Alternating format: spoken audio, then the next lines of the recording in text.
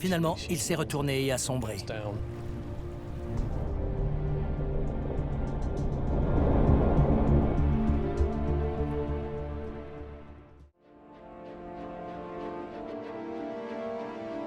Une étude approfondie de l'épave a permis de localiser le point d'impact de la torpille. L'impact clé est localisé sur la poupe.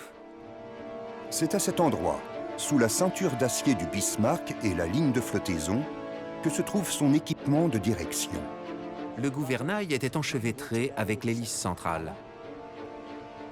Dès l'instant où le gouvernail du Bismarck s'est retrouvé coincé, le navire de guerre était totalement condamné. L'intégralité des membres de l'équipage du Bismarck savaient pertinemment qu'ils vivaient probablement leurs toutes dernières heures avant le lancement de la bataille finale. Cette nuit-là, l'amiral Lutyens s'envoie un message horrifiant à la base militaire. Impossible de manœuvrer le navire. Nous combattrons jusqu'à notre dernier souffle. Longue vie aux fureurs. L'aube se lève et la flotte britannique apparaît à l'horizon. Suite aux dégâts subis, le Bismarck peut uniquement effectuer des déplacements circulaires. Par conséquent, c'est une cible facile. Les Britanniques arrivent aisément à ouvrir le feu sur le Bismarck.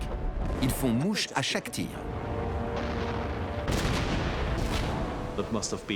J'imagine que cette attaque des Britanniques a dû être un véritable cauchemar pour les 2000 jeunes hommes qui avaient embarqué sur ce magnifique navire de guerre. Les témoignages racontent que le navire était embrasé de la proue à la poupe. On voyait littéralement les trous créés par les incendies. On apercevait la lueur des flammes depuis les côtés du cuirassé. Finalement, il s'est retourné et a sombré.